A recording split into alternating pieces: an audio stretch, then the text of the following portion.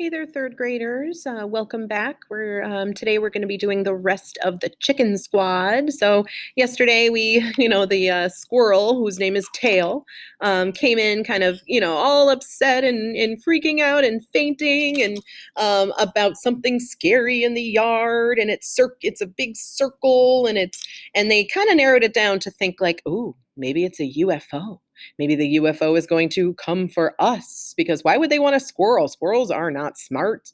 So let's see what actually happens and if this really is a UFO that the squirrel is scared of. So chapter 7 is where we are going to pick up today, and we'll read to the end of the book. Chapter 7. Sugar and Dirt were packing up their equipment so they could rescue Moosh from the UFO. Poppy lugged a bag full of rocks, and Sweetie carried a box of grass clippings, a tank of helium, and an orange balloon. "You can't leave me here alone," cried the squirrel. "You can't! You can't!" Squirrel threw himself onto the floor and grabbed Sugar's tiny leg. Sugar shook him off. "How did you do that?" asked Dirt. "My legs are too skinny to get a good grip," answered Sugar. She turned to the squirrel. "You're coming with us, Tail, but you have to keep quiet. And quit twitching. It attracts attention and it makes me nervous." "I'm not going back out there," cried the squirrel. "Never, never, never." "Listen, Tail," said Sugar. "You're going to do exactly what I tell you to do. There are aliens out there. Aliens looking for chickens. My mother is out there." Sorry, my friends there we go. "My mother is a chicken. Do you follow?" The room fell quiet. The squirrel's eyes got wide again. "Don't even think about fainting, kid," said Sugar. "I'll drag you out there myself and toss you into that UFO. I'm pretty sure they'll toss you back, but I'm willing to take that risk." "You are a brave squirrel," said Dirt. "Be brave." "What do we do with the grass clippings?" asked Poppy. "Camouflage," said Sugar. "Poppy, you lick Sweetie. Sweetie, you lick Poppy. Then we roll in the grass clippings. You'll be camouflaged. When you're done, lick Dirt and do the same." "I will not be licked by a chicken," announced the squirrel. "Trust me," said Squirrel, "I would never ask anyone in my family to lick a squirrel. You're on your own, pal." Poppy and Sweetie followed Sugar's instructions to lick and roll. Sweetie rolled right out the door. Poppy rolled her back. When they all looked like stubby clumps of grass, Sugar said, "Now grab the rocks and head to the tomato patch. On my signal, you let loose." "Got it," said Poppy. "But who's going to watch the shoe?" "Forget the shoe," said Sugar. "Dirt, you take the helium and stick it with Tail. He's going to show you where the UFO landed. Send up the balloon when you get there. That's our target, everyone." "Got it," answered Dirt. "What are you going to do, Sugar?" "I'd rather not say," answered Sugar, lowering her voice. "It's dangerous, and I don't want to frighten the squirrel." "You're right," agreed Dirt. "The less information he has, the better." "Move out," said Sugar. "Wait," said the squirrel. "Wouldn't it be easier to just blow up the balloon here instead of dragging a helium tank all the way across the yard?" Sugar let out a heavy sigh. "You can't camouflage yourself and then walk around with a giant orange balloon," snapped Sugar. "Think, squirrel, think." "Wow," said the squirrel. "You guys are good." Chapter 8. Tail led the way with Dirt right behind him. When they got closer to the back of the house, he stopped cold. "There it is," whispered the squirrel. He pressed his body against the house. "There it is! There it is!" Dirt stepped in front of the squirrel and placed her wing to her lips. Then she peeked around the side. She gasped. Sure enough, a few feet from the house was a giant circle, about 4 feet off the ground. She had never seen it before. "That is big and scary. You're right," said Dirt. "And that is definitely a circle. Nice work." Dirt studied the giant circle for another minute. "Although that is absolutely not forest green or pine green. That is clearly asparagus green. Don't you own a box of crayons?" Tail's eyes were wide. "What now?" he asked. "We get down low and we crawl," said Dirt. "They'll never see us." "I'm big and gray. They'll see me," cried the squirrel. "They'll see me. They'll see me." "They don't want you," Dirt reminded him. "Just do as I say and everything will be fine." Tail started to turn Scaredy Squirrel gray again. Repeat after me, said Dirt. I am a brave squirrel.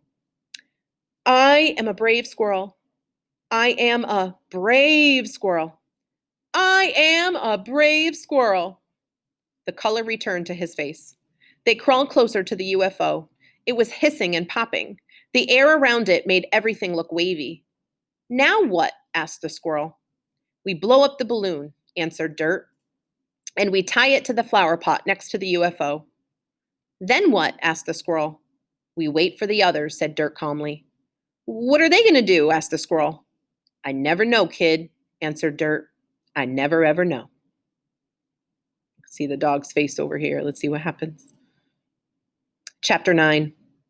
Doink, doink, doink, doink, doink, doink, doink. It sounded like stones bouncing off something metal. I jumped up from my nap and ran outside. That's when I saw Barbara's brand new shiny green barbecue being pelted by rocks. Dozens of them. They were coming from the tomato patch. Doink, doink, doink, doink, doink, doink, doink, doink, doink, doink, doink, doink, doink. I ran as fast as I could toward the patch and took a couple of hits myself. That's where I found 2 clumps of grass hurling pebbles at the back deck. What are you doing? I yelled. I grabbed the back of the rocks with my teeth and dragged it away from them. Then I tripped over an old green shoe. Calm down. What on earth is wrong with you? I asked. Poppy and Sweetie looked like they had been spit out by the lawnmower. Sugar came running across the yard with the hose. We're coming for you, Mom! We won't let the aliens take you! She aimed the hose directly at the front of the giant round barbecue. The water came out fast and hard and quickly knocked it over. Give me back my mother, you chicken-stealing aliens! The back door swung open with a giant squeak. The chicks all lay down flat in the grass. Excellent camouflage, I noticed. I hightailed it out of there. Dumb Squirrel was standing right in the middle of it, all frozen. Poor kid stuck out like a dumb squirrel. Barbara ran out of the house. Her brand new green barbecue grill was on the ground, surrounded by hot dogs and smoking charcoal. You pesky squirrel, she hollered. Get out of here. She picked up the hose, gave Tail a good spray. The water exposed the chicks in the grass too, but Barbara was too distracted by the small fire that was threatening her potted begonias. Chapter 10. As soon as Barbara's back was turned, I tossed the chicken squad and a couple of hot dogs into the shoe and carried it back to the coop. The dumb wet squirrel was right behind us. Hot dogs, said Sugar. Of course. The aliens weren't here for chickens. They were here for hot dogs. Everybody loves hot dogs, said Poppy, but I'm not sure a hot dog would make a very good pet. It's food, Poppy, said Sugar. The aliens were after food. Good thing we stopped them. Look at how many they stole. They filled up their whole spaceship with hot dogs. Sugar tossed one to the wet squirrel. Thanks for your help, Tail. What happens to the aliens now? Asked Tail. Their ship is down for good. They'll send another one, invisible next time, to avoid our detection. They'll rescue their friends and take off. They won't be back. Not after what we did to them. You're safe, kid. We're all safe now. And we thought they were here for us, Poppy laughed. Like anybody would eat a chicken. They are from outer space, said Sugar.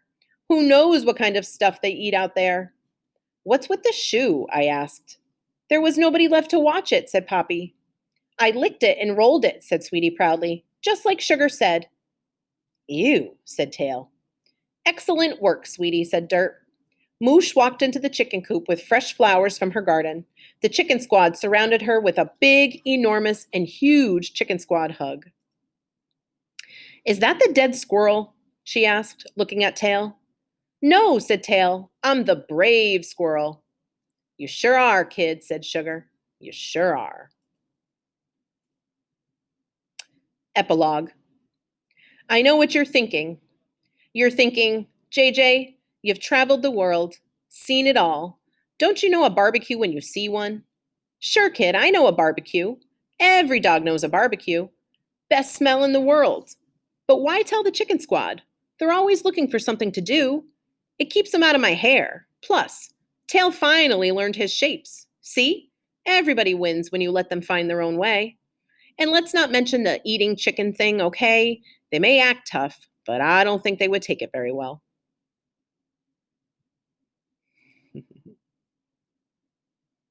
I'll go back to these pictures here. So there's a picture, JJ saves the day, our house.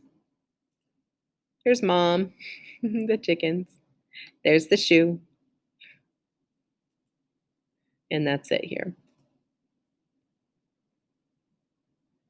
So if you are wondering who wrote this, if you've ever read the books Click, Clack, Moo, Cows That Type, that's a popular one. I know, or Duck for President, that's another one, but she is the same author that writes those books there. And there are others. I don't know if it tells us here.